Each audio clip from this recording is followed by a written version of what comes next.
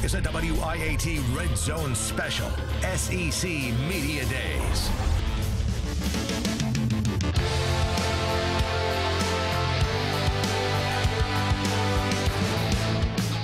Day one of SEC Media Days, and Jim McElwain is back. The last time he was in the SEC, he led Alabama to the 2011 National Championship as offensive coordinator. Now his job is to coordinate offense for Florida as their head coach. The Gators have just 67 touchdown passes in the last 5 years. That's not a lot. Auburn's replacing 6 starters on offense. One of them is at center. Enter Austin Golson from Ole Miss. He sat out a year. Now he's the starter. Gus Malzahn put him on scholarship today. He'll replace Reese Dismukes as the center cog in the Auburn fast offense. Jim Dunaway along with Lauren Sisler. Welcome inside the Red Zone.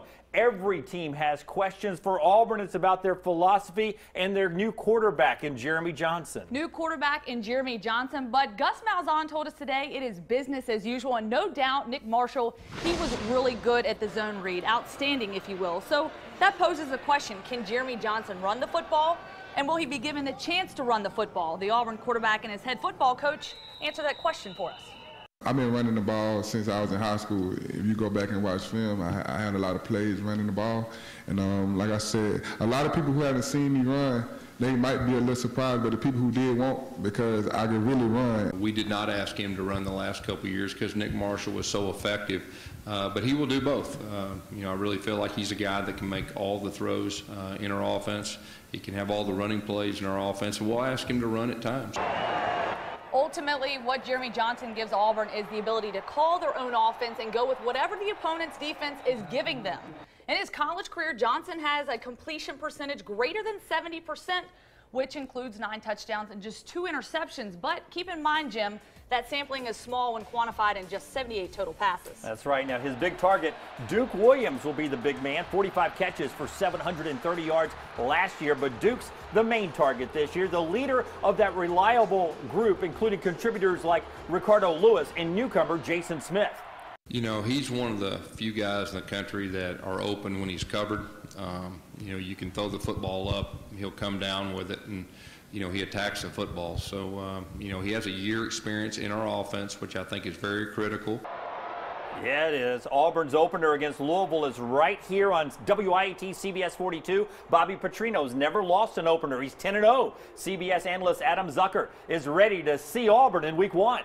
On paper, with what we think we know, I would put Auburn on the top of the division. By the time they meet at the end of November, we'll see.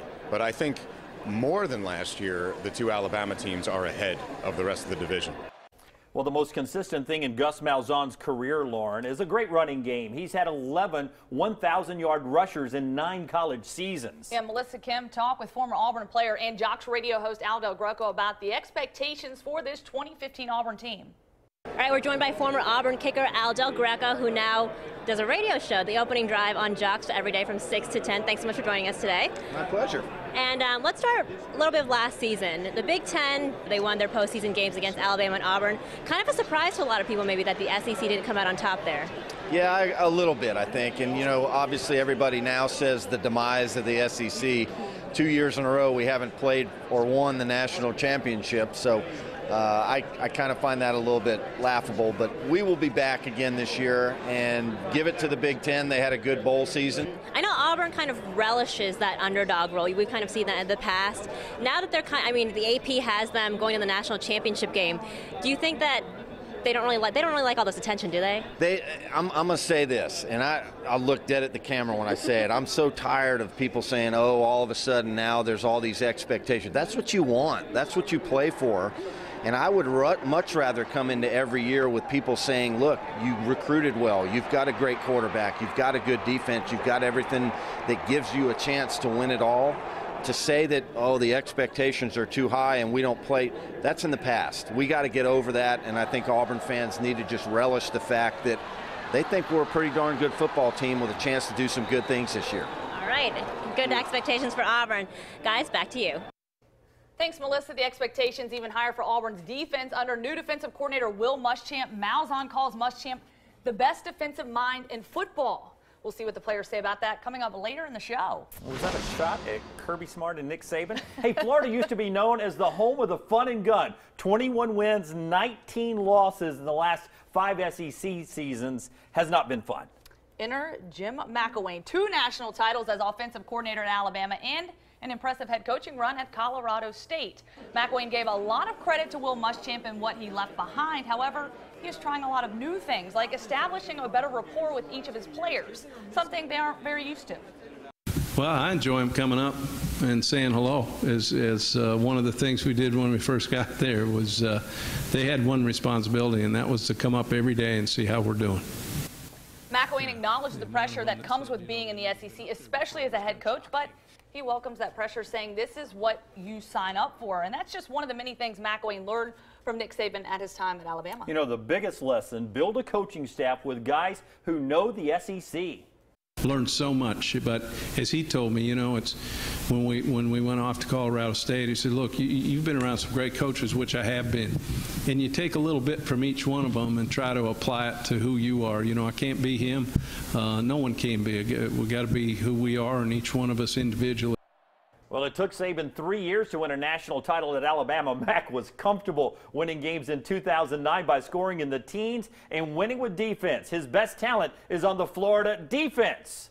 You get juice points, which is like if you make a big play and you celebrate with your teammates, and however good the celebration is, how many points you get. You know, there's an apex predator, which is a guy who's been running around all practice making plays, and you know, a guy that had the motive that day. Okay, mark it down. Florida will be 3-0 when they play Tennessee in Week 4. They've beaten the Vols in 10 straight years. Not this year. Like it. Still to come on the Red Zone, an early forecast that involves frost. Frost in Auburn, and the plan is for him to put a chill into the SEC offenses. That was a Jim line right there, could you tell? Defense inside the Red Zone coming up next. Courtesy left.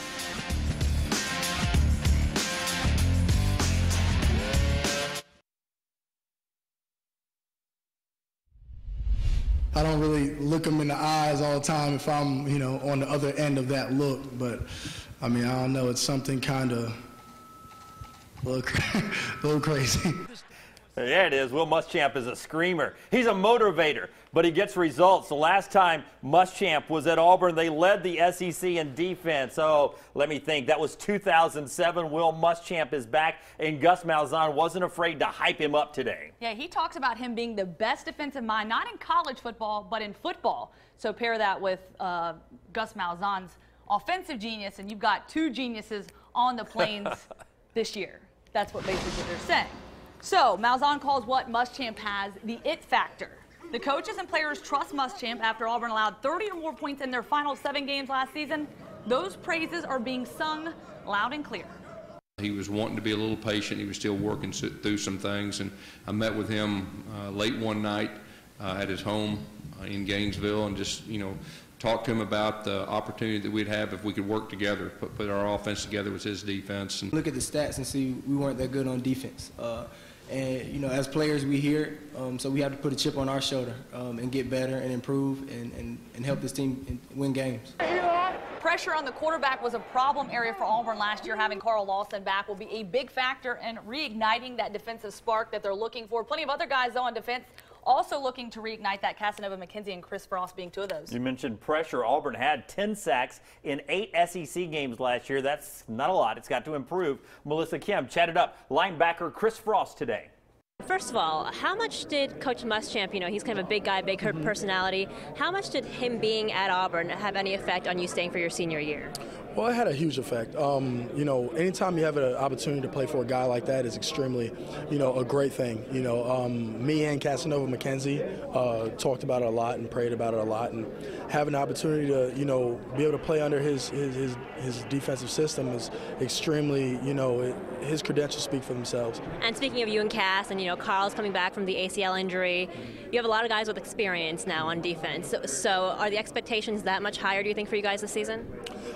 Definitely. I feel like we definitely have a chance to have a pass rush and be able to get after the quarterback. You know, I feel like that's an extreme focal point of our defense this year, and Carl definitely brings that to the table. How would you define success for this Auburn team this year?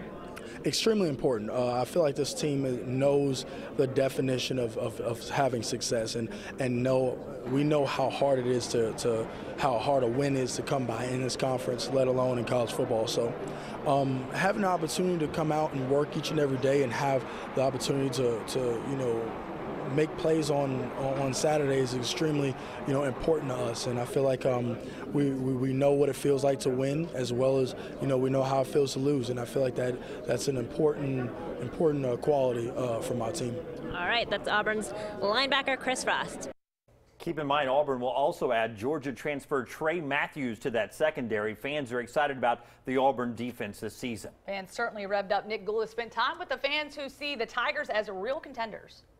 Auburn Day at SEC Media Day saw a few Tiger fans waiting to get a couple autographs and meet Coach Gus Malzahn and his players. This is my third year coming down. I always come down here to support what Auburn people comes down here, and I'm on a Gus bus. But Auburn fans weren't alone. Local Florida fans jumped at the chance to be at Media Days Monday. I just want to get some of my stuff signed with my family. It was the first chance for these Florida fans to meet new head coach Jim McElwain. Fans hope he can fix some of the issues the Gators have had for the last few years. Probably offense. I haven't seen him coach before, but I don't know. I think it'll be pretty good. Auburn fans have a different level of excitement. With Florida's former head coach Will Muschamp back on the Plains, there are high expectations for this year's Tiger team.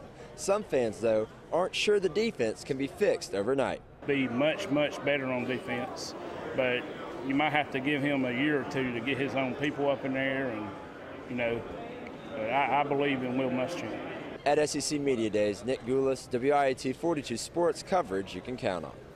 All right, you talk about confidence. It's something that Vanderbilt, they're desperately in need of right now. Second-year head coach Derek Mason thinks the extreme overhaul at Vandy this offseason will give the Doors an edge. After going 3-9 in his debut season and winless in the SEC, Mason brought in 4 new assistants and late last season took over defensive coordinator duties. It was important that I streamline the message in terms of what our defensive philosophy is. And talking through somebody I didn't feel comfortable talking through somebody to get that done. I interview guys, I talk to people, and here's what you find out. The message always gets lost in translation. So that's Vandy up there. Tough gig for them. Tomorrow, day 2 of SEC Media Days. One of the teams in town, Kevin Sumlin, Texas A&M. In my opinion, 3 great receivers, one of the best receiving corps. I think Texas A&M, one of the dark horses in the SEC this year. Who do you like who's in town tomorrow? I like Tennessee. Butch Jones coming back. He's got Joshua Dobbs at the helm under center. Looking forward to seeing how they do. 18 returning starters this season for them. Still young, but I think some experience will help them along the way. Here's a look at SEC Media Days. Fast forward. Take a look at how fast you get in and out of the River Chase Galleria. We're back with you tomorrow night inside the Red Zone. Is tomorrow Steve Spurrier's last day at SEC Media Days. We'll talk to him about that tomorrow with the old ball coach. We'll see you then. Enjoy your night, everybody, and get ready for some football.